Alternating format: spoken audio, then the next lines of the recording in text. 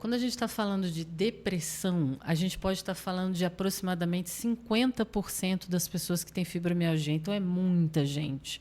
Então, eu espero que vocês assistam esse programa, reflitam um pouco sobre todas essas questões que a gente falou. Eu sei que é muita coisa, mas a gente tem que parar para pensar que a cabeça ela tem realmente um porquê de estar ali, de ser o centro de comando do nosso corpo. A gente precisa cuidar da saúde mental. É essencial.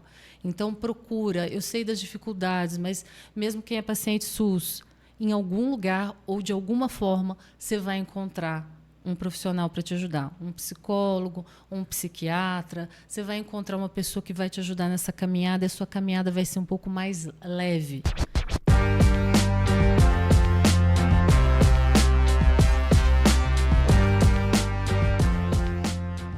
Seja muito bem-vindo a mais um episódio do We Podcast. O podcast do Gestão de Liderança. E hoje, nosso último episódio da série do Setembro Amarelo, falaremos sobre o desamparo e a depressão. E, para conversar sobre esse papo muito legal, a gente convidou a doutora Renata Cobra, psicanalista e líder de um dos maiores grupos de fibromialgia do país. Muito obrigado pelo convite, Renata. É um prazer poder estar te recebendo aqui para trazer tamanha experiência, não somente com suas pacientes, mas também a experiência própria, que você também é portadora de fibromialgia, não é isso?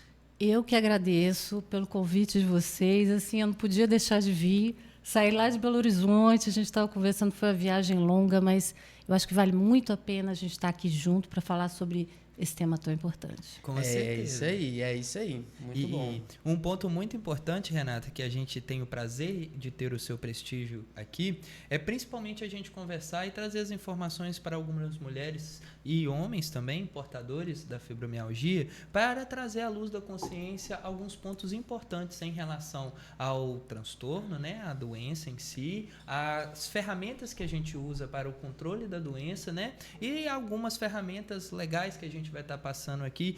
O país ainda é um pouco limitado nesse ponto, infelizmente a gente não tem um amparo jurídico que deveria ter para o nível de incapacidade que a doença pode causar, mas que estaremos discutindo aqui, né? E antes da gente começar a entrar nesses pontos mais interessantes, a gente gostaria de saber um pouco da sua história, né, para também a nossa audiência te conhecer.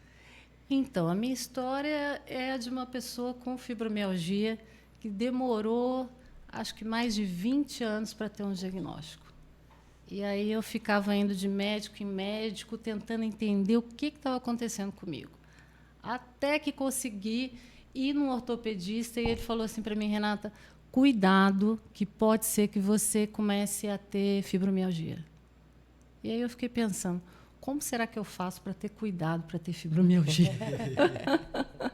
Nunca tinha ouvido falar muito da fibromialgia. Fiquei pensativa, voltei para casa e fiquei pensando, meu Deus, eu posso ter fibromialgia. Aí fui ler um pouquinho sobre o que era fibromialgia, procurar entender mais.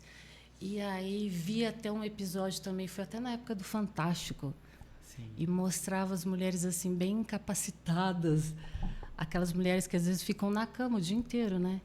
Eu pensei, meu Deus, será que isso vai acontecer comigo? Será que eu vou ficar na cama o dia inteiro? Será que eu não vou poder mais trabalhar? E, infelizmente, ao longo do tempo, isso aconteceu. Chegou um momento que realmente eu não conseguia sair mais da cama. E aí eu conheci meu marido, a gente se casou e ele me ajudou muito, mas foram anos longos e extremamente difíceis, sem medicação adequada, sem tratamento adequado. Então, assim, foi um calvário e até hoje não está sendo muito fácil. Sim. E aí, quando eu fui entendendo melhor o que estava acontecendo comigo, eu mesma comecei a formar um grupo, e esse grupo era para dar ajuda psicanalítica. Isso é muito gratuita. Importante. Aí eu pensei, quem sabe algumas pessoas eu possa talvez ajudar. E essas algumas pessoas que eram 5, depois foram 10, depois foram 20, depois foram 30. E aí, pouco tempo depois, eu conheci também vocês dois e foi um prazer. E de lá para cá, hoje a gente tem um grupo nacional, que são mais ou menos 1.200 pessoas. E aí cresceu demais. E como eu não estava comportando já dentro do grupo do Zap, sim, aí abri o Instagram, para a gente ter um espaço para falar mais sobre o assunto. E até deixei o Instagram como @psicanalise.cobra. porque eu pretendia falar mais de psicanálise. Só que o que aconteceu? Eu comecei a trazer outros convidados para falar sobre vários aspectos da doença. E que é muito importante. E o nome ficou, é o @psicanalise.cobra.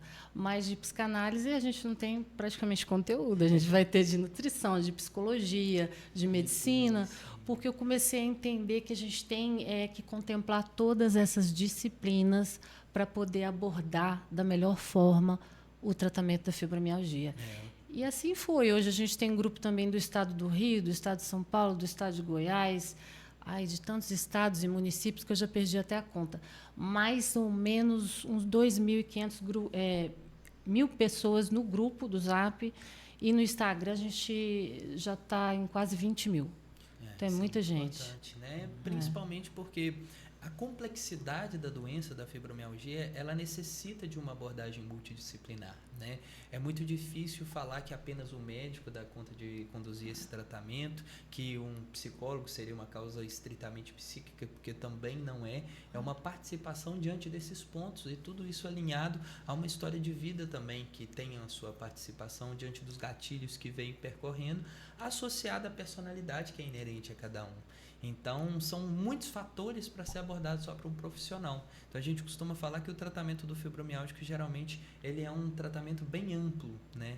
Principalmente para a gente tentar acionar os gatilhos principais que, de fato, vão trazer um alívio para o paciente da sua dor.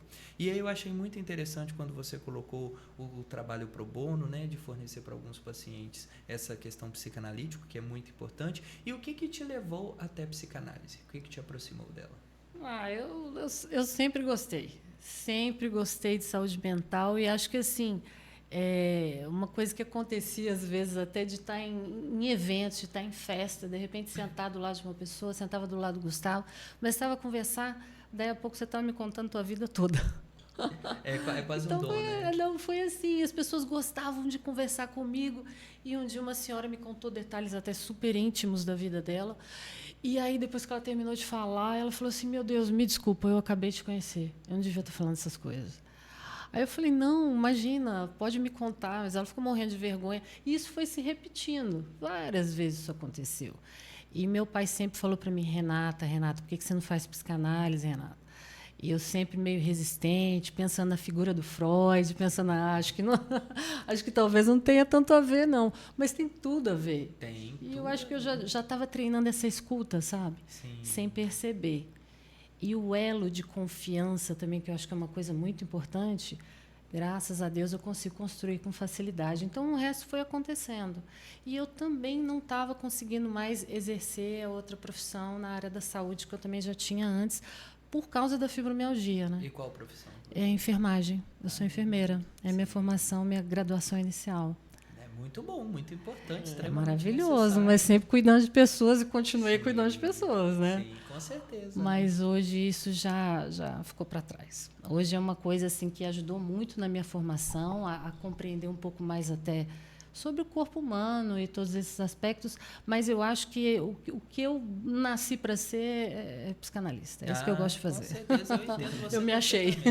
Perfeitamente, porque quando a gente passa a ter um conhecimento mais abrangente sobre a saúde mental, ele de fato cativa a gente, né? Cativa. E eu acho que nos primeiros momentos você acaba tentando fazer o que se propõe de uma forma muito absurda, ser quase que uma autoanálise, né? Sim. Aí você fica pensando: meu Deus, eu faço isso por causa daquilo, não é possível. Exatamente. E aí, por causa dessa reflexão, eu gosto muito dos pontos, principalmente, que Viktor Frankl traz, na ideia de que nós não necessariamente precisamos mudar o mundo, porque a gente talvez não tenha essa capacidade. Mas, com certeza, uma coisa que a gente consegue fazer é mudar o mundo de alguém. E isso talvez já é, assim, talvez mais importante do que mudar o mundo, porque o mundo é um só, né? As pessoas são 7 bilhões, imagina se a gente mudar o mundo. Eu fico pensando, a gente nasceu, independente de crença, de religião, eu acho que a gente tem uma responsabilidade que a gente esquece muito, que é conosco.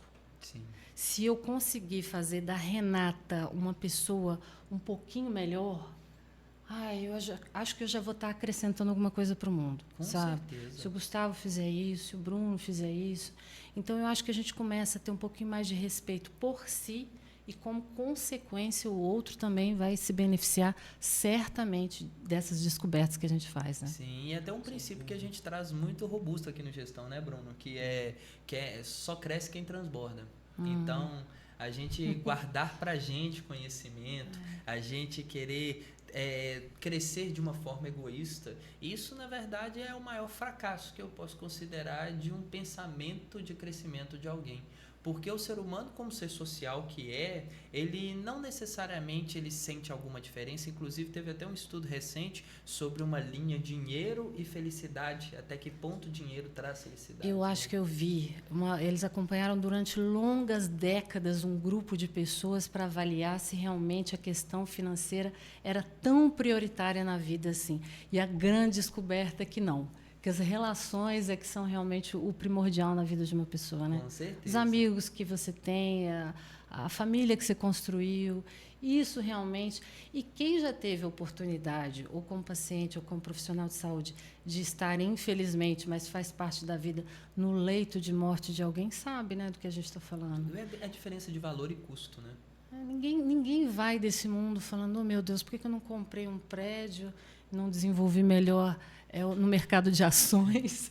Ninguém fala isso. Você se ressente daquilo que você não viveu, né? Os amores que você não viveu. As experiências que você não viveu, que no final... Até os erros que você não se permitiu. Exatamente. Isso dói. Com certeza. Isso dói. E geralmente, principalmente nessa parte dos erros, as pessoas não se permitem mesmo, né? É porque a gente, como sociedade, a gente também não é muito tolerante com o erro. A gente está gravando aqui, por exemplo, se eu ou vocês cometerem qualquer erro, certamente quem está assistindo vai falar assim, você viu aquele erro ali que eles cometeram? E vão esquecer Exatamente. todo o resto do Tudo o resto podcast. que foi bacana. Sim. Os 99%. Então, às vezes, meu esposo ele me ajuda muito. Ele fala, Renata, 75% já está bom, é nota para passar. Sabe? Eu falo isso porque fibromialgico tem muito essa questão. De uma autocobrança. Né? Não fala. A gente quer fazer tudo perfeito. Exatamente. E, às vezes, você vai ver a infância dessa pessoa como foi. Pais extremamente perfeccionistas, rígidos, e aquela criança tentando corresponder àquele grau, né, da perfeição, que nunca vai existir, que graças a Deus não existe. E que às vezes a pessoa acaba perdendo a própria identidade na busca pela perfeição, né? E acaba perdendo a essência de quem é. E eu acho isso muito interessante, que também não vamos ser hipócritas de dizer que o dinheiro não muda a vida das pessoas, que é até um ponto que a gente quer conversar aqui na frente sobre, muitas vezes, o comprometimento que a doença a fibromialgia causa, ela acaba impossibilitando essa pessoa de participar de alguma forma ativa do mercado de trabalho. E a gente vê uma certa escassez de políticas públicas direcionada a esse tipo de paciente, que acaba ficando desamparado pelo Estado. Então, com certeza, para esse paciente, o dinheiro não necessariamente ele se traduziria em felicidade, mas ele traduziria como um meio de acesso, né? Talvez a uma qualidade de vida melhor, um bem-estar melhor. Muitas vezes a gente sabe aí um ponto que a gente vai tocar na questão da atividade física, da complexidade que é você trazer o paciente para dentro desse ponto, principalmente porque aquele cara está sentindo dor, aquela mulher está sentindo dor, e você falar para ela fazer atividade física, que isso que vai fazer ela melhorar, é muito complicado, principalmente que geralmente as pessoas falam, realmente é difícil, quando eu volto da academia da primeira vez que eu vou, eu não consigo levantar da cama. Mas o problema do fibromialgia é que ele chega na academia assim, né? Eu vou te contar, embora a gente já até conversou brevemente sobre isso, eu era rata de academia. Eu ia de segunda a segunda, meu marido me conheceu assim. Eu, assim, para trocar de academia, eu já chegava e falava assim, eu posso começar já hoje? E se alguém falasse não, eu ficava muito nervosa. Porque ali também eu jogava parte das minhas frustrações, era onde eu descarregava. Então, assim, no meio disso tudo que vai acontecendo na vida do fibromialgico, você vai perdendo também os seus pontos para você transbordar de forma benéfica, porque ninguém aguenta reter tudo. Então, a academia era um grande ponto para mim. E eu perdi isso também. A fibromialgia, ela vai roubando a tua identidade e vai roubando a tua dignidade, sabe? Aos poucos você vai perdendo o acesso ao teu convívio social, aos teus amigos, às atividades prazerosas. Quando você vê, você já não tem mais nada, só dor. E como que na prática, né, você, por portadora, e está falando, funciona esse processo? Como foi esse processo para você? Né? Porque eu acho que as pessoas, às vezes, elas iniciam esse processo e às vezes chega lá no final dele muito rápido, já levando a desespero maior, há uma tentativa, né, de autoextermínio, mas eu acho que é importante você comentar sobre esse processo. Como foi esse processo para você de descoberta, quando você iniciou a descoberta? Você falou 20 anos ali sem saber, mas e quando você soube? Como que foi esse processo? No começo, analgésicos comuns davam conta. Eu lembro eu com 18 anos, já com muita dor. E você vai normalizando aquilo. Você vai no médico e ele fala, não é nada. O tempo passa, você faz exame, não descobre nada. Só que chega no momento em que você, por exemplo, eu comecei a ir para a academia com uma bolsa de água quente queimando as minhas costas. Porque antes eu colocava calor úmido, tudo bonitinho, né? Para preservar minha pele e tal. No final, eu não queria nem saber. Porque você vai perdendo a racionalidade. Sim. E aí eu pensava, eu tenho que chegar na academia. Aí eu colocava aquela bolsa, chegava toda vermelha e ia fazer o que eu tinha para fazer. Só que você vai forçando o teu corpo, aquilo que a gente já falou, porque você tem uma cobrança interna muito grande. Sim. E você não para. E eu não parei, eu fui parada pela dor. Chegou nesse momento em que eu tentei vários medicamentos mais comuns e não funcionavam. E sem diagnóstico. Até que uma hora, eu lembro, eu estava fazendo acupuntura, porque eu também tenho hérnia de disco na cervical. Então, ficava assim, será que é por causa disso? Mas aí o médico falou, Renata, tua hérnia não justifica essa dor que você sente. A grande maior parte das pessoas que fizeram uma ressonância magnética agora vão ter algum tipo de extrusão discal que não necessariamente causa vai nenhum causar tipo de tanta dor, né? E aí eu ficava tentando entender, porque a sensação que você, como paciente, tem é que, às vezes, o médico não está dizendo isso claramente, ou talvez nem esteja pensando, mas o que eu escutava, ele está duvidando do que eu estou falando, porque está doendo muito. Eu não estou conseguindo levantar da cama. E aí eu enfrentei... Aí entra outra questão também que é muito importante. Às vezes, traumas físicos, além dos emocionais que a gente falou, eles também favorecem o surgimento da fibromialgia. E aí eu passei por várias internações, outros problemas de saúde, complicações, tive pelve peritonite, quase morri. Aí a fibromialgia veio mesmo, assim, de forma que não dava para negar que era aquilo que estava acontecendo comigo. E aí, muitas vezes acompanha sintomas desautonômicos também, né? Alterações gastrointestinais, síncopes e vertigens, você começa a ter um monte de sintoma e você, às vezes, está numa situação delicada. Você imagina estar chegando aqui para gravar e a pessoa começar a passar mal a ponto de precisar ir no toalete. Sim. E aí você não entende. Aí você vai num proctologista, num gastro, ele fala, não, está tudo normal. E você pensa, como o meu corpo está normal se eu estou com esse monte de sintomas? E se você levar isso em consideração, até a questão da ética médica um pouco, quando você leva o conceito de saúde como um completo bem-estar físico e mental, e se necessariamente esse contexto fosse levado ao pé da letra, ninguém teria saúde, porque ninguém tem um completo bem-estar físico e mental, né? Mas muitas vezes vão alguns médicos, e hoje isso, dentro do Código de Ética Médica, entra até na parte da negligência, você virar para uma pessoa, quando você descarta uma causa orgânica, falar para a pessoa que ela não tem nada. O médico tem pelo menos a responsabilidade de encaminhar para um psiquiatra ou um psicólogo, né? Esse é um assunto delicado que eu preciso até estudar para falar mais sobre, mas o que está acontecendo hoje, e isso vocês podem verificar. A gente está tendo um número muito grande de faculdades de medicina, o que não significa necessariamente que a qualidade está acompanhando esta quantidade. Na verdade, significa quase o inverso, né? Hoje a gente está tendo uma escassez muito grande até de profissionais no mercado para estarem lecionando para a quantidade de médico que entra, né?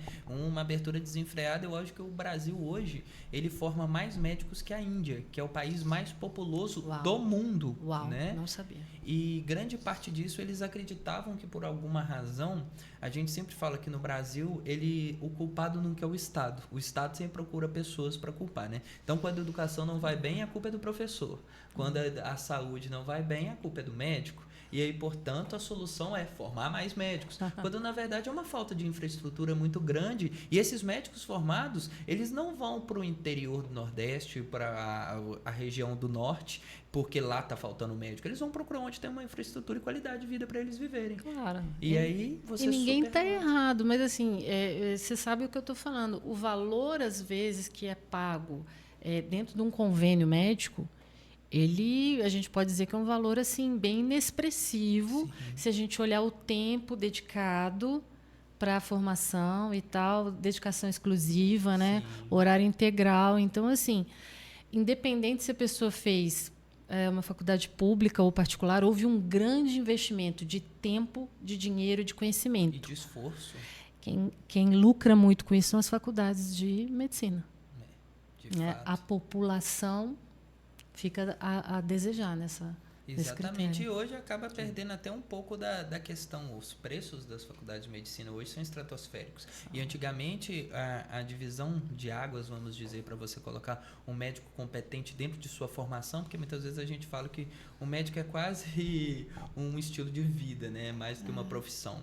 E aí, muitas vezes, o que era selecionado era por nível de conhecimento, por nível de hábito de estudo diário. E hoje em dia, infelizmente, grande parte da formação médica ela é pautada principalmente no processo de seleção econômico e financeiro. É aquele que tem condição de pagar e quem não tem condição de pagar que estude para fazer a pública, infelizmente. Né? A gente vai vendo aquela continuidade. O avô foi médico, o pai é médico, o filho é médico, o neto é médico. Mas, assim, eu acho que a gente tem que pensar também que a escolha de uma profissão vai muito além. Claro, todo mundo precisa de dinheiro, dinheiro é maravilhoso, não há como negar, não há nenhum mal em você ter bens. Mas, se for só sobre isso, vai faltar muita coisa na formação desse profissional, né? Porque você vai ter que lidar com pessoas o tempo todo e seus dramas. Com certeza. E como é que você vai aguentar isso? Se você não gosta, às vezes, se a pessoa não gosta de lidar com o ser humano. As pessoas não tratam o dinheiro como consequência, né? Não tratam o dinheiro como consequência, tratam o dinheiro como fim. E quando você trata o dinheiro como fim, você acaba ali. É fim. E você perde o melhor da vida, porque se você tem um bom relacionamento com o seu paciente, você vai ver o retorno, ele vai acontecer. Não, é fato. Maravilhoso, né? Eu sempre falo que o sucesso do médico é o sucesso do seu paciente. Então, você acompanhar o desenvolvimento daquela pessoa, e eu gosto sempre de falar isso para os meus pacientes. Eu, geralmente, parabenizo eles pelo sucesso terapêutico, porque a gente fica ali uma hora e meia no consultório e depois ele tem 30 dias do que ele vai fazer diariamente para ter o resultado que ele busca.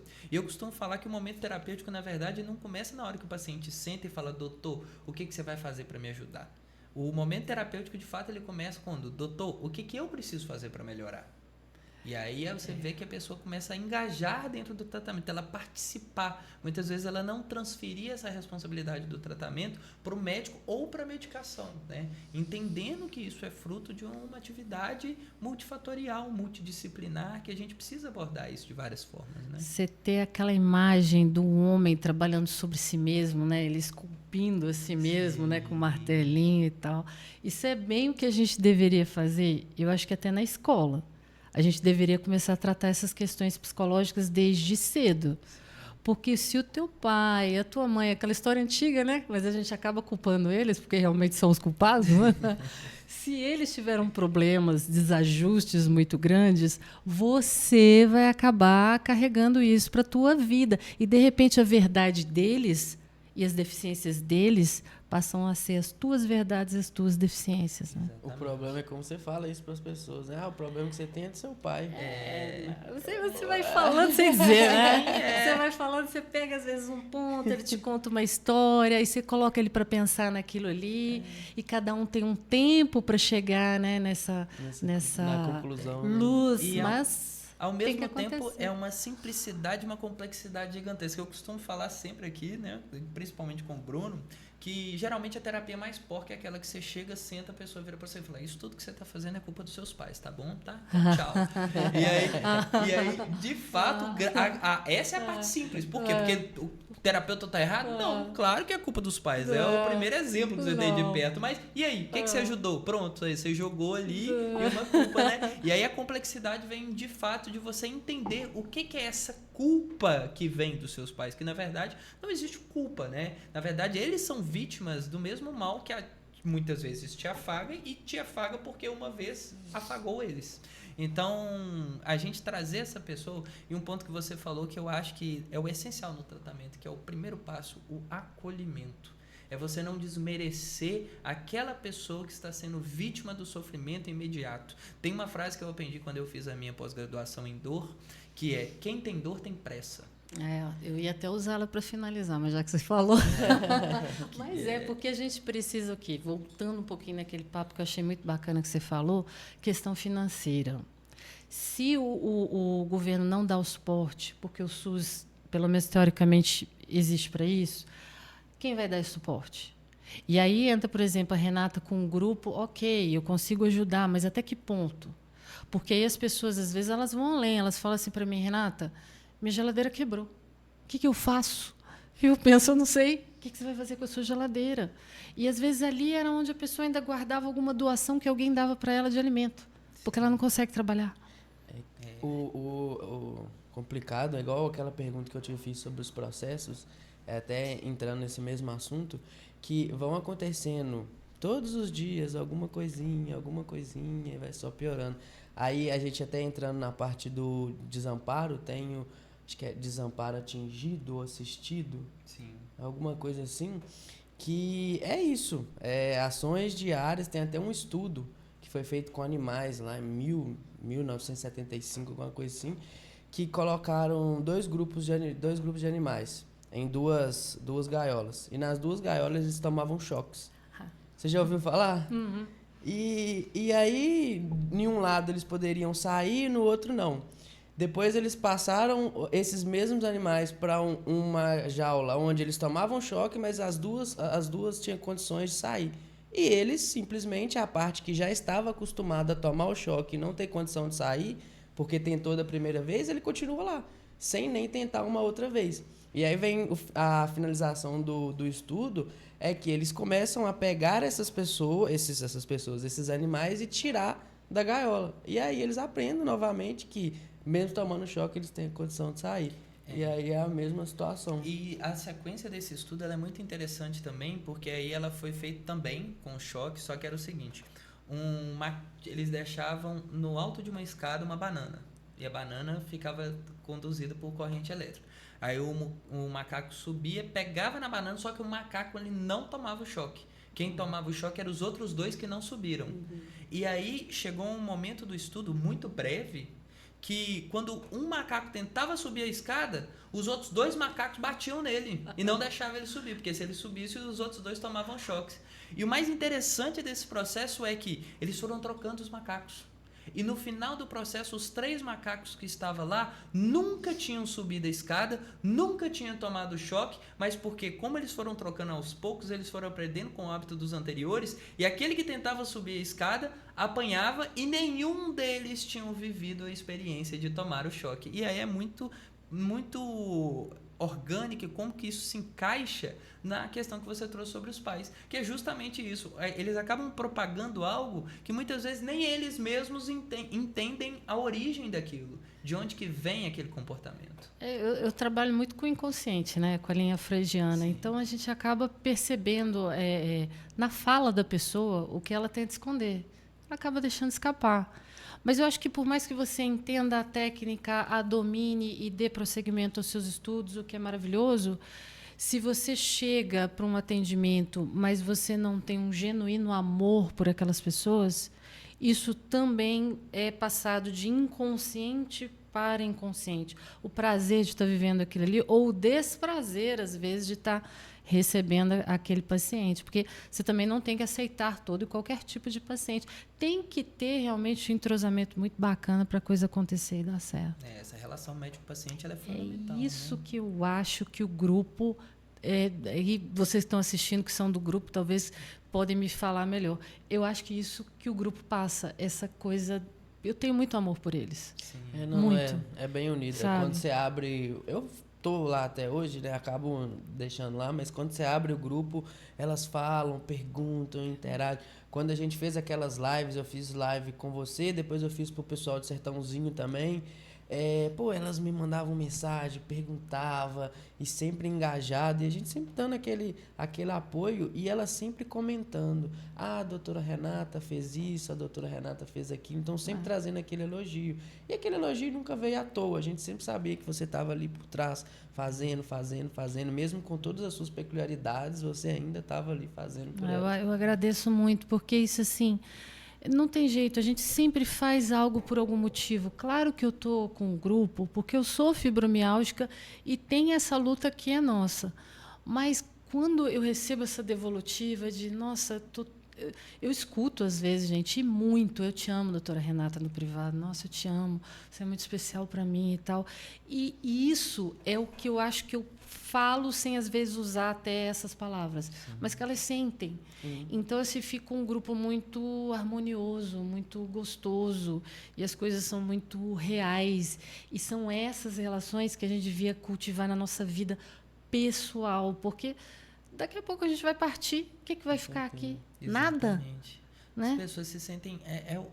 a inclusão, como é que é importante o processo de inclusão, mais uma vez o processo de acolhimento. Eu acabo vendo que muitas vezes a gente está dentro da pauta do desamparo, existe o desamparo dentro do próprio núcleo familiar. Acaba que como o paciente fibromialgico é um conjunto de sinais e sintomas que desencadeiam essa síndrome e acaba sendo muito complexo o tratamento e o paciente acaba sendo muito poliqueixoso. Muitas vezes ele acaba gerando uma antipatia do núcleo familiar. E aí esse paciente acaba sendo isolado do próprio núcleo familiar. E aí o que gera uma situação carencial muito forte. E não é só uma carência financeira, não é só uma carência de desempenho, é também uma carência afetiva. E são pessoas que muitas vezes elas tentam buscar, e isso a gente precisa, nós que trabalhamos frente a frente com eles, a gente precisa ter cuidado nessa transferência também que eles acabam fazendo na relação médico-paciente. Que eu estou aqui, eu sou seu médico, eu estou para te apoiar, porém eu não sou a sua família. Não sou seu pai, não sou sua mãe, Exatamente. mas no imaginário deles a gente já é. Exatamente. A gente já é. E assim, é claro, tudo tem que ter limites e tal, senão a gente também acaba tendo síndrome de Deus. E isso não é possível. Mas quando a gente dá um pouco além, às vezes, do que a própria profissão permite, entre aspas, a gente recebe tanto em troca e é tão prazeroso você ver a evolução daquela pessoa. Tem gente que escreve para mim até hoje, gente que eu atendi há muitos anos atrás, e fala: Renata, foi tão importante, sabe, você estar comigo, minha vida mudou tanto, hoje eu estou assim, eu estou muito melhor, eu casei, ou eu ganhei muito dinheiro, ou eu estou trabalhando. Aí você fala assim, valeu a pena, entendeu? Sim. Eu acho que é como você se sente quando você vê um paciente progredindo. Você fala, não, ele chegou aqui destruído, agora ele é outra pessoa. É realização Isso pessoal e profissional, né? É. Isso justifica o esforço que a gente faz. Porque a gente fala que antes de qualquer coisa, quem trabalha com a gente precisa gostar de gente. Precisa. Não adianta ser médico de doenças, ser terapeuta de doença, né? A gente trabalha com pessoas e as pessoas também não são um rótulo, né? A pessoa, não, aquela ali é fibromialgica. Não, ela tem fibromialgia e isso, de alguma forma, impacta no dia a dia dela. Mas, muitas vezes, é inicialmente uma psicoeducação da gente mostrar para o paciente que ele vai ter limitações. Né? A gente não pode vender para ele aquela ideia de que tudo vai voltar a ser como um dia já foi. Mas é importante, o primeiro passo é o processo de aceitação para entender como que você vai precisar se modular em relação daquilo que a sua condição demanda de você. Essas limitações, assim, para mim, elas são muito difíceis. Eu acho que talvez para outras fibromialgicas, porque quando você pensa assim, talvez eu não consiga levantar da cama hoje. E você não sabe como é que... Você já começa o dia sem saber como é que ele vai ser. Aí eu coloquei até no Instagram recentemente, tinha o baú da felicidade, né? Que ele ficava rodando aquela rodinha lá e via um monte de númerozinhos aleatórios para ver qual prêmio que você ia conseguir. É mais ou menos a sensação. A hora que você acorda, você não sabe como é que vai ser seu dia. Você vai conseguir cumprir seu compromisso profissional, familiar, se você vai para as férias e vai conseguir aproveitar. Então, você vive naquela insegurança com medo. Sim. O medo começa a ser teu companheiro. E ele é um péssimo companheiro. Né? Com certeza. Então, assim, eu arrisquei muito nas férias. Fui em lugares e tal, mas depois eu pago um preço. Sim. Fico morrendo de dor. Sim. Mas é difícil você lidar com esse limite, né? Eu tenho uma conhecida que ela é fibromialgica, porque a fibromialgica ela não tem cura, né? Doença crônica. E ela, assim, ela consegue viver muito bem. Sabe, ela passou por muita dificuldade, muita dificuldade. Teve que parar de trabalhar por um tempo. Mas, assim, com a psicanálise, com a academia, com a atividade, ela lutou. E, assim, hoje ela vive bem. Por exemplo, essa semana a gente tinha uma reunião, tivemos que remarcar, porque ela se estressou muito por outros motivos e ela estava com terçóis nos olhos. Então, assim, eu vejo que ela tem alguns pontos ainda, mas ela consegue viver muito bem.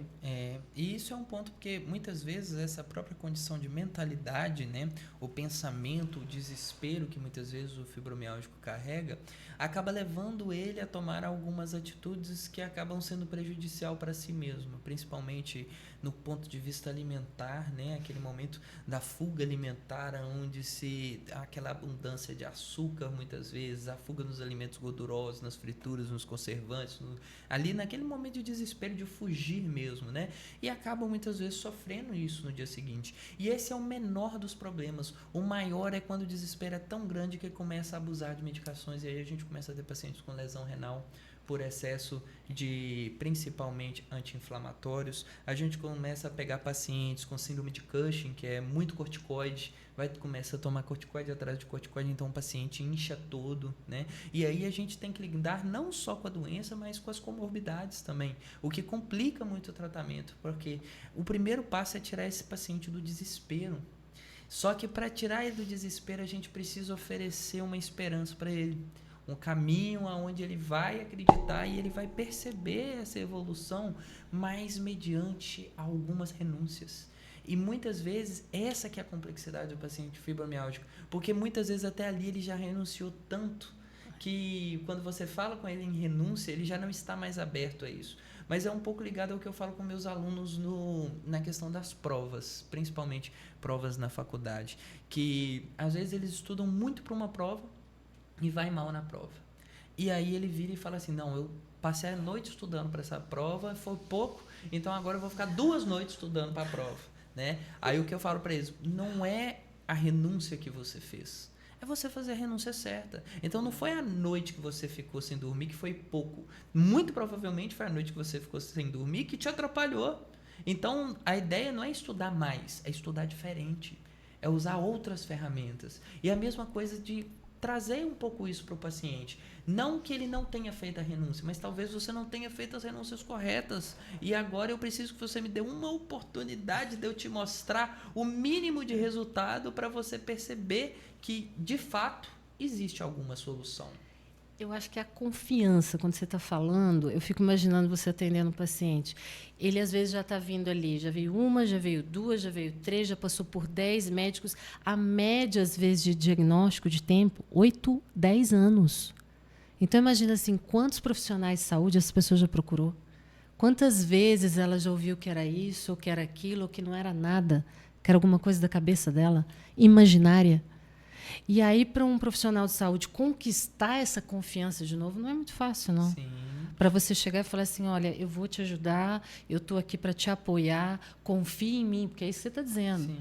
E ele vai olhar e falar assim, por quê? O que você tem de diferente do outro, dos 20 outros que me atenderam? Exatamente. Né? Mas muitas vezes é até interessante, mais uma vez, não é saber a renúncia, é a renúncia certa. É a mesma coisa com o médico.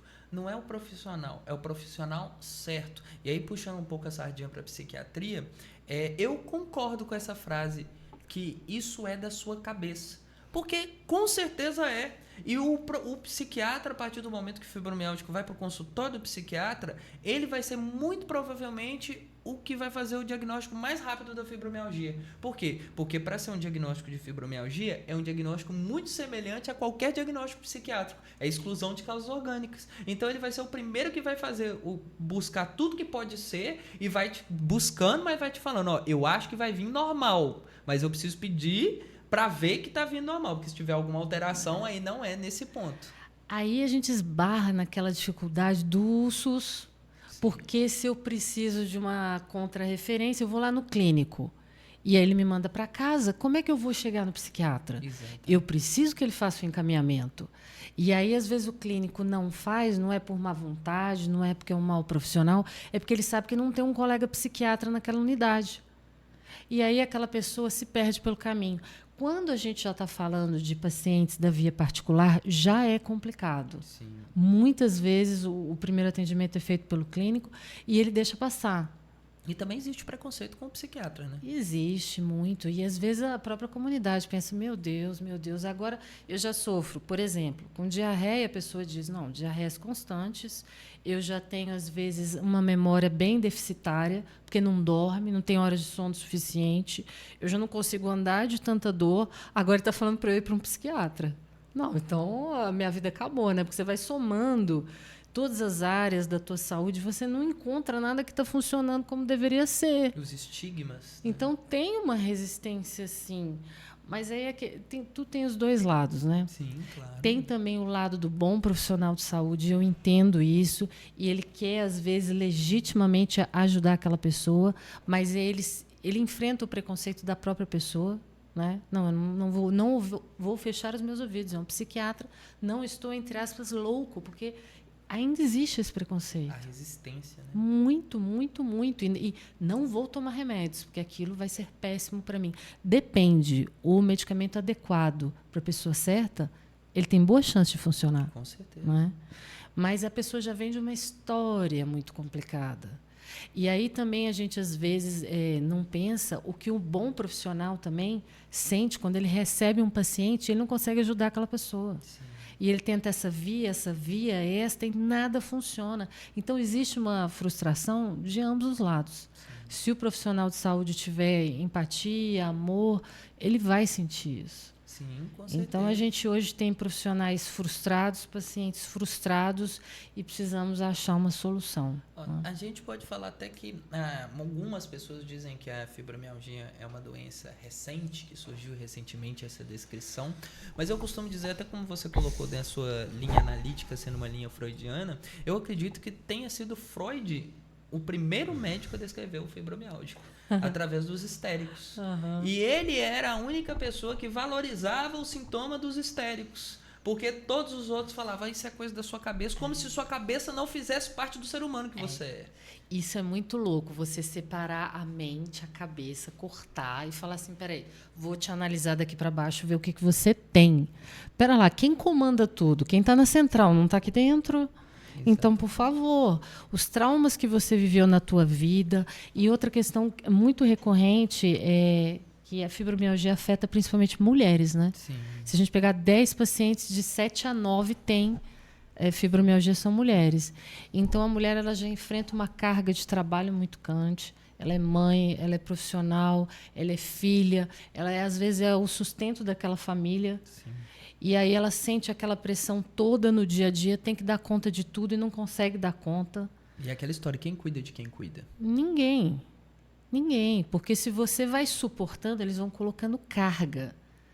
E aí essas mulheres muitas vezes foram vítimas de situações extremamente abusivas, principalmente abuso sexual na infância.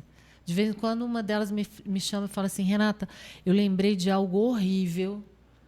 E eu sinto pavor só de imaginar isso aí. E, infelizmente, é muito mais frequente do que as pessoas imaginam. Olha, eu desafio uma mulher hoje a falar que nunca enfrentou uma situação dessa, na vida adulta ou na infância. Não precisa ser, de fato, uma relação sexual completa, forçada, mas um toque que não foi permitido, um olhar para uma criança que ela não está pronta para receber aquilo ali, mas o inconsciente dela capta que tem algo errado, embora ela não saiba exatamente o que é. Exatamente, e ela carrega aquilo. Ela carrega vergonha, e ela começa a sentir vergonha.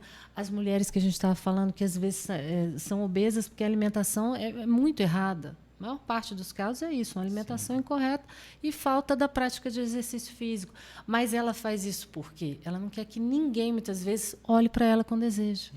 Então, a fantasia dela é aquele excesso e aquela de ideia comida. Também do merecimento, né? Às vezes ela passa uma vida de sofrimento tão grande que ela acredita que merece pouco, aquele pensamento de escassez, né? E que chega um ponto que, de fato, aquilo não faz mais diferença para ela. Eu não quero mais ser bonita, eu só quero parar de sentir dor. E ela não entende que tudo isso faz parte do ser humano que ela é, desse auto-julgamento, da autoestima, da autoimagem, tudo isso que ela busca. Você imagina um dia, de repente, a pessoa acordar e ela sentir que ela não é capaz de lavar os próprios cabelos.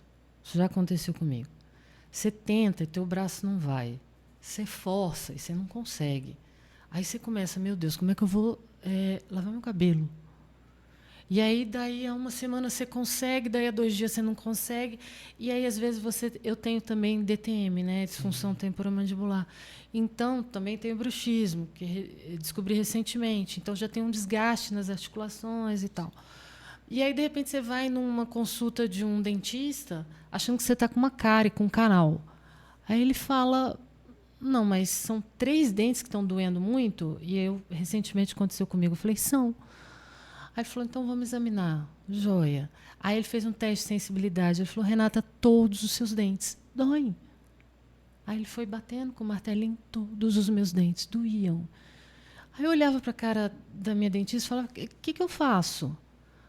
Aí eu liguei para um outro que me acompanha, começou a me acompanhar, que é até uma pessoa muito querida, doutor Nivaldo também. Falei, doutor Nivaldo, me ajuda, eu estou com a minha dentista e eu estou com esse problema. E ela falou que se abrir vai tratar canal nesses 3 dentes, mas que agora são todos os dentes. O que está acontecendo comigo? Aí eles conversaram, debateram, eu fiquei horas ali, depois voltei mais 3 vezes ali, na mesma semana, para entender o que estava acontecendo. E, no final das contas, você percebe que está tendo perda óssea, de tanto apertamento que você faz. E aí, isso para a mulher, acho que principalmente é muito difícil, você se imaginar sem os seus dentes. E aí você começa a imaginar a dor que você vai passar, e eu trabalho muito. Como se você antecipasse esse futuro. Se antecipa, né? Porque você vai vivendo, é triste dizer isso, mas você vai vivendo, às vezes, de tragédia em tragédia. Você já vem, às vezes, de uma história familiar de tragédia, você já ajuda e trabalha pessoas que sofrem com tragédias, e você, às vezes, vai passando por sintomas e situações hospitalares que aconteceram comigo, de erros médicos sucessivos, que quase realmente custaram a minha vida. Então, você começa a ter muita desconfiança, até no atendimento comum de um clínico. Você vai no pronto-socorro, você olha para a receita e você pensa, será que eu posso realmente tomar isso? Porque já aconteceu de tudo comigo, de usar broncodilatador e quase morrer, de infecção também, pós-cirúrgica, e eu com o contato do médico e falando, olha, está acontecendo isso, estou com febre alta e tal. E ele fala assim, não, está tudo certo. 3 dias depois eu já estava quase morrendo no pronto-socorro. Aí você vai vindo já de toda uma história, né? Você não é um pedacinho de um acontecimento de hoje, de ser fibromialgico. Você vai de uma história. Até que uma hora, tem até aquela história do, acho que era Joseph Klimber, o cara que andava por aí se arrastando, cortava, acontecia uma coisa, né? Amputava a perna, ele falava, beleza, eu continuo andando. Aí amputava a coxa, ele continuava com a outra perna.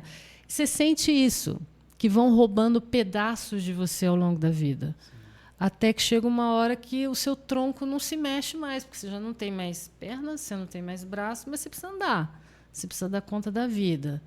E é aquilo que a gente falou, toda a pressão social em cima de você, porque, afinal de contas, você não tem nada, né? É o que te disse, você não tem nada. E como encontrar força para continuar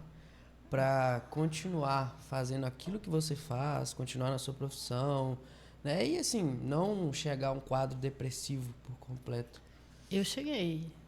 Já teve um determinado momento da minha vida que eu falei, meu Deus, a minha cabeça não parava em cima do meu corpo. Eu precisava, às vezes, encostar a minha cabeça na parede para cozinhar, fazer coisas básicas.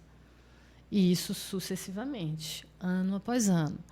E é aquilo que a gente falou, a desesperança. Você já tentou todos os remédios, o médico olha para você e fala assim, não sei mais o que fazer. Aí você procura outro, ele também faz algumas coisas, um procedimento e tal. Melhorou? Não, piorou. Outro. O que serviu para mim talvez não sirva para outras pessoas, mas talvez não. Muito provavelmente não vai servir para outras pessoas. É a individualidade de cada um que precisa ser levada em consideração. A dor, ela tem várias formas de se mostrar, né? E dentro da fisiopatologia da dor, existe a dor de condução, né? Principalmente, a dor de percepção, que é principalmente quando a gente chama de alodínia, né? Que parece que o lugar está dolorido, vamos assim dizer, e a dor de processamento, quando aquela informação chega no seu cérebro, você processa aquilo como dor. Então, a abordagem do tratamento da fibromialgia é na tentativa de controle de cada um desses processos, né? Fazer uma dessensibilização periférica, eventualmente, ou você atuar muitas vezes como uma via de mão dupla. A depressão piora a dor, assim como a dor piora a depressão. E aí é viver fazendo o equilíbrio desse processo. Na verdade, o que está acontecendo fora está acontecendo dentro. Você está tentando se equilibrar o tempo inteiro, só que você não tem uma terra firme para pisar, sabe? Sim. Então, essa instabilidade gera essa ansiedade e acaba muitas vezes trazendo a depressão. Você não vê caminhos. E eu acho que o grupo ele tem essa proposta de trazer caminhos, ele não fica quase sempre aberto. A gente abre quando tem alguma proposta de melhoria de vida para as pessoas. O que eu penso muito é isso. O que a ciência traz hoje? Traz isso, traz aquilo? Vamos tentar. E é a questão também do sobrenatural de cada um, de você, de repente, ter fé. Pode ser fé em Deus, pode ser fé em si, pode ser fé na vida, para você imaginar que dias melhores vão vir, por mais que ele esteja cinzento hoje. Exatamente, né? A nossa vida não se traduz no momento. E muito provavelmente a gente vai viver algum momento semelhante, aquele momento ruim de novo, bem como nós iremos viver outros momentos que valerão a pena também. E, mais uma vez, a Viktor Frankl coloca isso, né? A vida é um eterno equilíbrio entre o terror de dentro e o terror de fora. E como que a gente equilibra isso? Eu não sei. Se alguém souber a resposta, por favor, escreve aí pra gente, porque eu queria muito saber como é que a gente faz isso. E talvez a graça seja não necessariamente ter uma resposta. Ai, né? Eu adoraria tê-las. Uma busca, eu acho que ela é o autoconhecimento, talvez, um pouco da responsabilidade de cada um em se entender no primeiro momento, né? Se aceitar, né? Porque eu acho que quando a gente olha para o espelho, a gente vê tanto defeito, né? Tenho certeza que você olha, acha, eu olho, acho. Mas será que o que a gente chama de defeito, de repente, para o outro não pode ser algo bom? E, de repente, para a gente não pode ser algo bom? E, de repente, o que não é bom para o outro, talvez pouco me importe. Mas aí volta naquele assunto que você mesmo comentou no início, né? Que é o amor próprio. E a falta dele. Mas você cresce numa família. Pensa bem, nenhuma criança é tímida. As crianças adoram brincar, elas adoram falar alto, elas adoram se mostrar. E aí vem a mãe e o pai e fala que você está falando alto demais. Esse não é o momento. Aqui fica sentadinha ali com o seu vestidinho e não sujem. O que a criança vai retendo ali dentro? Ela começa a ter medo, às vezes, de andar. Ela começa a reter coisas dentro da vida dela na mais pura perfeição, porque talvez ela não possa nem usar um vestido, vai que ele suja. É a castração, né? E aí você vai repetindo. Daí a pouco essa criança, ela é... O que acontece muitas vezes, o mais triste, a pessoa ela não é capaz de trabalhar, às vezes nem é por causa da fibromialgia. É porque ela já parou esse processo muito antes. Ela tem tanto medo de tentar, de experimentar, de errar, de fracassar, de não ser merecedora, que ela nem começa. Que ela nem passa pela frustração de não ser. Sim. E está ótimo. Está ótimo no imaginário dela, né? Porque na realidade está péssimo, né? Exatamente.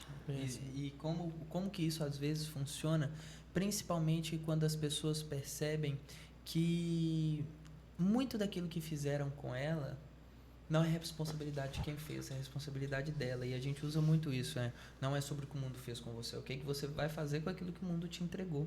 Igual você muito bem colocou, nós somos uma sucessão de experiências que nós vivemos até aqui. Nós somos a consequência delas, na verdade. E quando a gente chega na frente do espelho, a gente vê aquilo que a gente olha. Então, quando a gente olha para os defeitos, a gente vê os defeitos. E quando a gente olha para as qualidades, a gente também vê. Então, a grande questão é do ponto de vista. Igual eu dou uma explicação, principalmente em sala de aula para os meus alunos, que é igual aquele cara que desce nas Olimpíadas de Inverno de esqui e vai passando no meio daquela floresta cheia de árvore e não bate em nenhuma. Essa é a vida do fibromialgico. E aí, na hora que ele chega lá embaixo, a repórter pergunta para ele: Aqui, como é que você passou no meio de tanta árvore?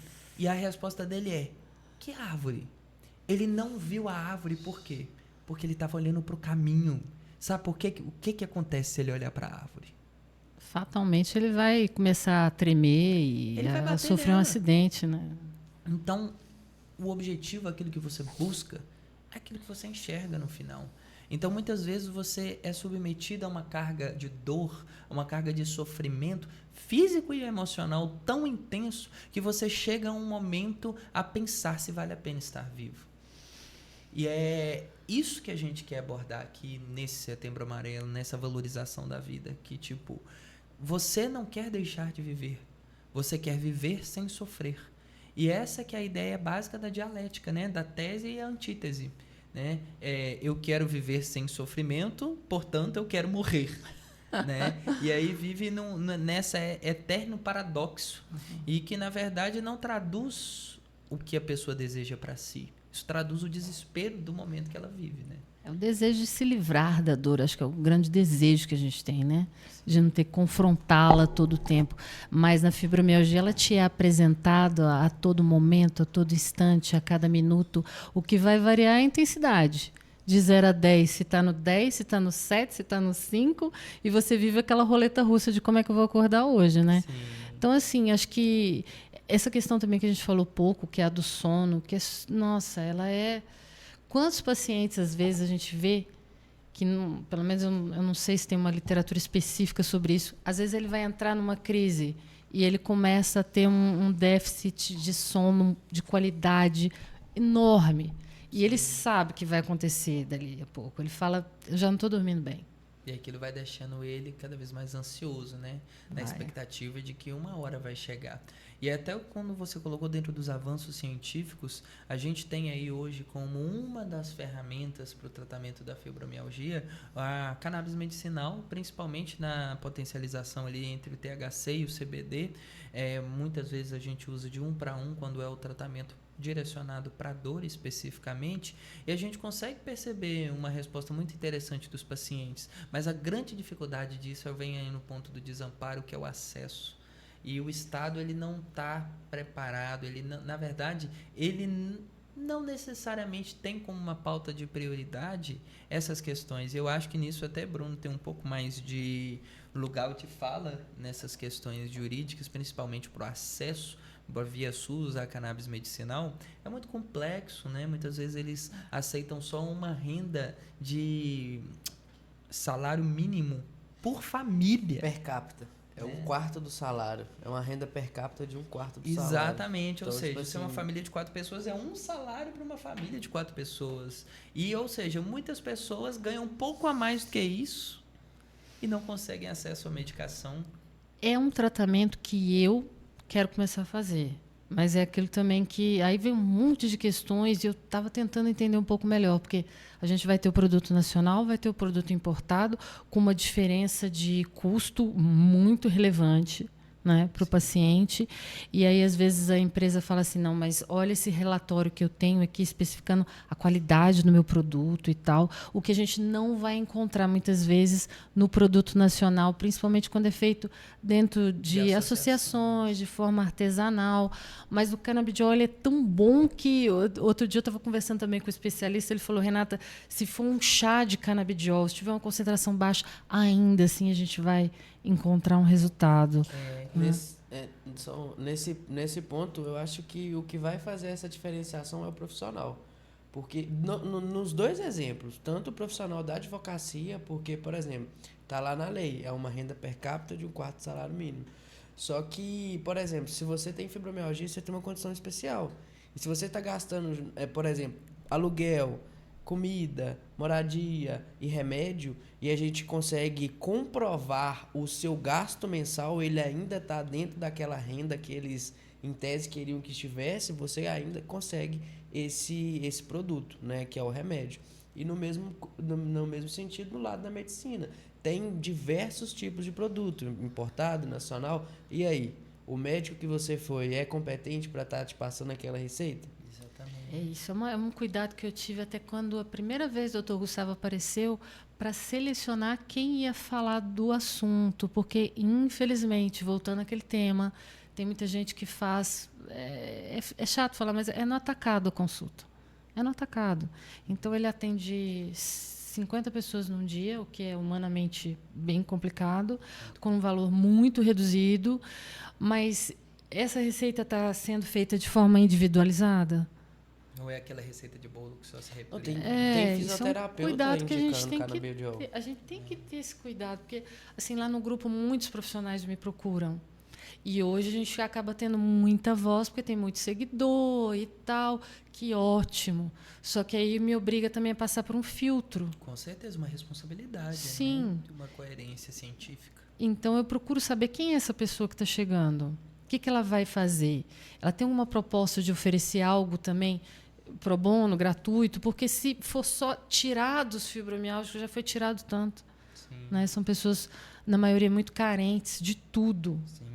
E muitas vezes o próprio tratamento de qualidade é um tratamento inacessível para muitos, né? Sim. E aí a gente precisa usar o que tem ou aquilo que o dinheiro consegue pagar, porque é o melhor que a gente consegue fazer naquela situação, até porque as melhores medicações a gente não consegue elas disponível via SUS, né? Não Deveríamos ter, não é saúde de todos, dever do Estado? a integralidade, a universalidade, Pois né? é, a gente fica triste, porque assim, se a gente tratasse de forma adequada, estaria bom. Mas se a gente pudesse até prevenir, nossa, seria incrível. Por que não pegar a pessoa no começo da história dela, em vez de, no caso, quando ela já tem uma quantidade de opioides e uma resistência à dor absurda? Exatamente. Só que as pessoas não têm muito. A gente queria tanto, sabe, que pessoas do governo assistissem e compartilhassem verdadeiramente desse pensamento, porque a gente ia economizar muito e tratar com mais qualidade.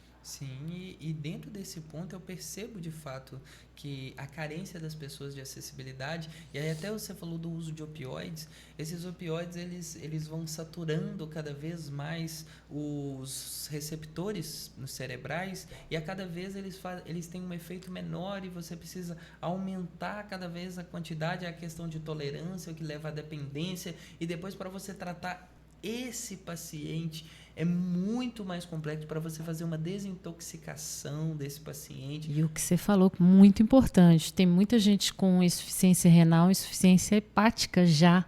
Quer dizer, você está jogando aquela pessoa numa situação de estar, de repente, ali esperando fila de transplante. Sim. Agora, ela não lida mais só com a fibro, ela lida com a fibro e outras questões de sobrevivência. Quer dizer, o que você está fazendo, né? O profissional de saúde que age assim, o que ele está fazendo de, entre aspas, bom? Eu vejo né? muitas prescrições de Paco, né, que é o paracetamol com a codeína, e o paracetamol por si só, ele é uma medicação que eu digo que eu só prescrevo ele quando a pessoa tem algum tipo de alergia de pirona.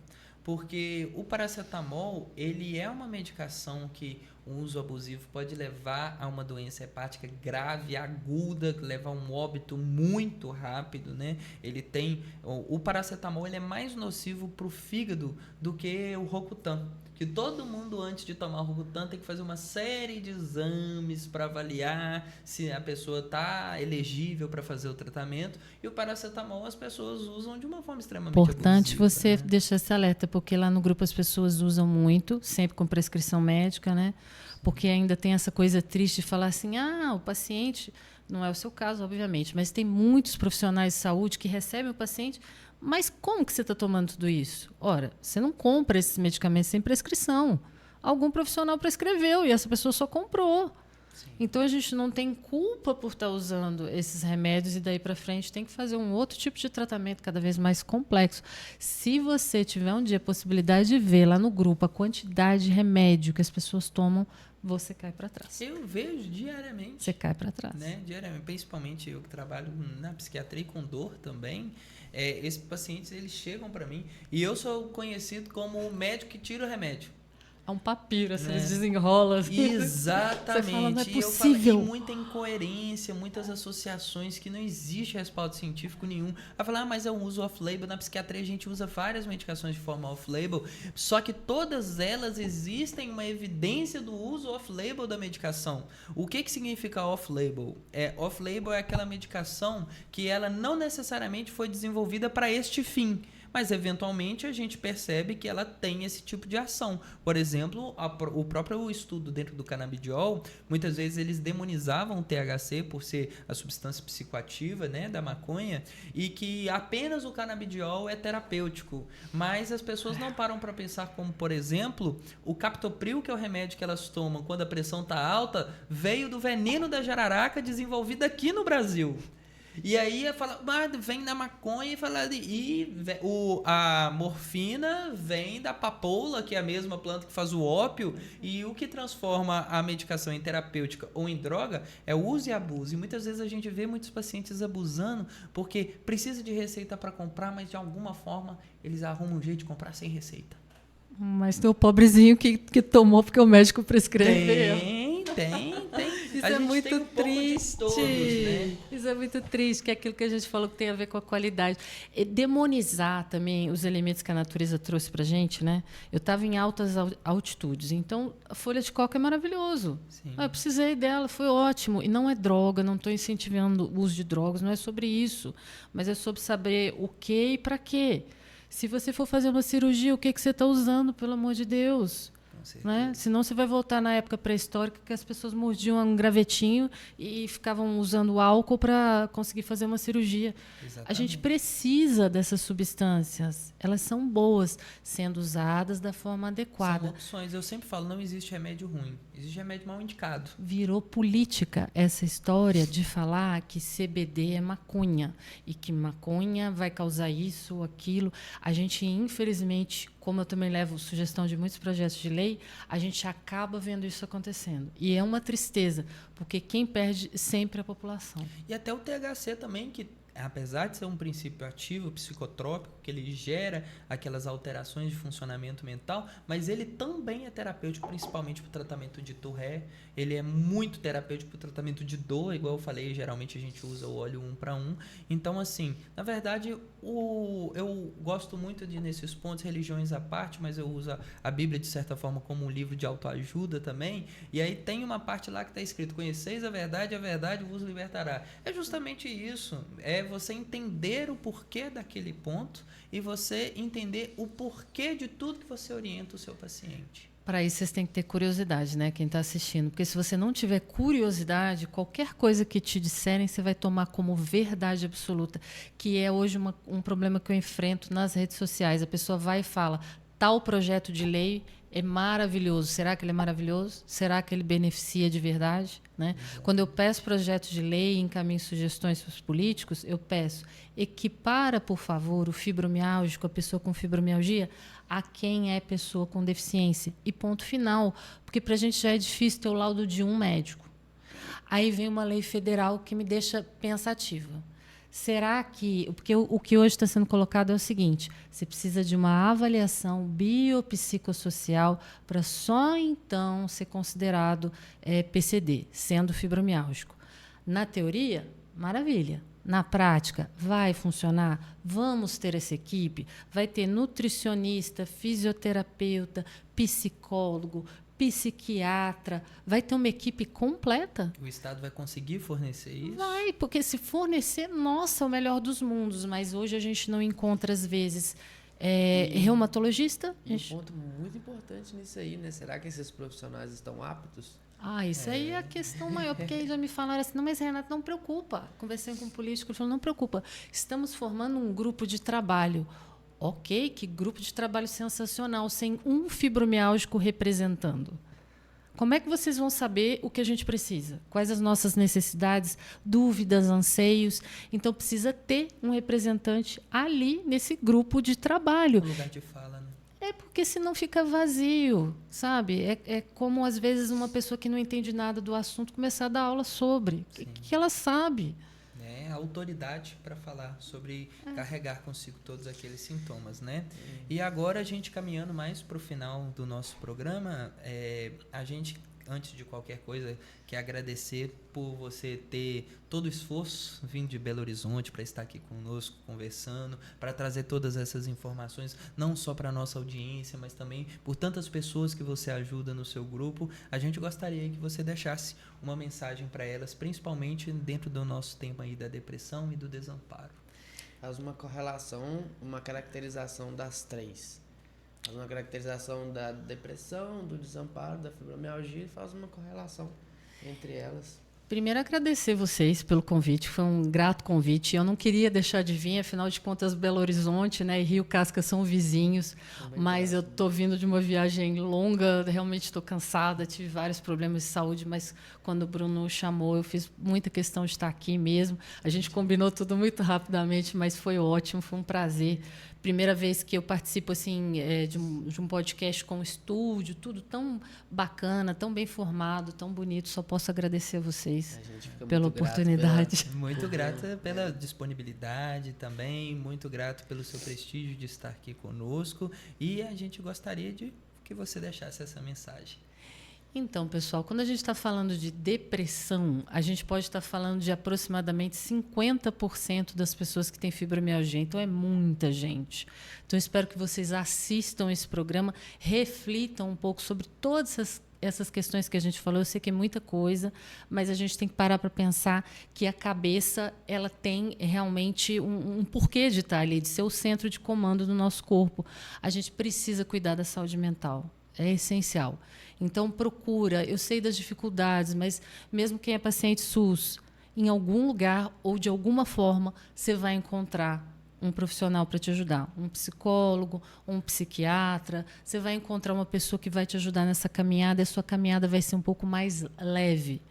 Não é que você começando a fazer as sessões, tudo vai passar, ou começar o uso de medicamentos, tudo de uma hora para outra, milagrosamente vai passar, mas vai te ajudar bastante. E você vai começar de novo a ter esperança. E embora você tenha falado que a Bíblia, né, independente das religiões, ela é minha religião e eu não vou negar, e eu respeito todas, e até quem não tem nenhuma também, mas se agarre em alguma coisa. Sabe? Vá além do aspecto físico para você ter disponibilidade de acreditar que dali para frente vai acontecer alguma coisa boa na tua vida, porque vai. Sim. Certamente vai. E até a forma de você pensar e acreditar muda milagrosamente, aí vai da religião ou não religião, mas muda a condição dos fatos. Sim, até para medicação funcional, o efeito placebo é isso, né? A crença, a expectativa que você coloca do desenvolvimento ali. Então, muito obrigado, Renata, por estar aqui conosco, deixando para vocês aí também o tratamento principal que a gente considera aí o padrão ouro do tratamento da fibromialgia é a atividade física, mas não é porque é o padrão ouro que é o único. É um processo multidisciplinar, onde a atividade física está aliada a um bom processo alimentar, aliada a medicações bem indicadas e específicas na individualidade, respeitando as limitações de cada paciente e também a gente ajudando o nosso paciente a buscar os seus direitos, que o SUS está aí, e também os direitos em relação ao seu processo da deficiência que a própria doença te causa. Então, contem conosco, nós do Gestão, eu pessoalmente, como Gustavo, a Renata, que já faz o seu trabalho, o Bruno também dentro dessa área jurídica. Então, ainda há esperança e sempre haverá. Então, acredite que em algum momento nós podemos talvez não reverter, voltar a ser como um dia já foi, mas a gente pode deixar da melhor forma dentro das condições que nós temos hoje. É isso aí. Busque, como a gente já disse em todo esse mês de setembro, busque ajuda, seja o apoio de alguém, né? Traga esperança novamente para essas pessoas e fica assim, um abraço a todos, muito obrigado pela audiência, muito obrigado mais uma vez, Renata, por ter comparecido, igual você disse, foi tudo em cima da hora, foi hoje de manhã, a gente conversou, combinou e deu tudo certo, graças a Deus, ficamos muito gratos por você ter vindo e ter participado conosco desse episódio. Eu que agradeço, posso deixar o Instagram? Por favor. Então que tá. deixar. Então tá bom. Por Quem precisar é o @psicanalise.cobra, mas vocês vão ver que a gente só trata de assuntos de fibromialgia, tá? E lá tem o link da bio também para os grupos do Zap, onde a gente vai poder acolher vocês e trazer informações de qualidade, enfim, tudo que a gente puder fazer será feito, e Dr. Bruno, Dr. Gustavo são colaboradores também, estão sempre ajudando a gente, acolhendo os pacientes também, então são ótimas indicações e ótimos seres humanos também que eu tive o prazer de conhecer. Eu agradeço muito. Muito obrigado, Renata. Obrigado. Nós que agradecemos. Nós também agradecemos a audiência de você que esteve nos acompanhando até aqui, e a gente ainda pretende desenvolver muita coisa para trazer para vocês. Então, é isso aí. Um forte abraço e Até a próxima. tchau, tchau.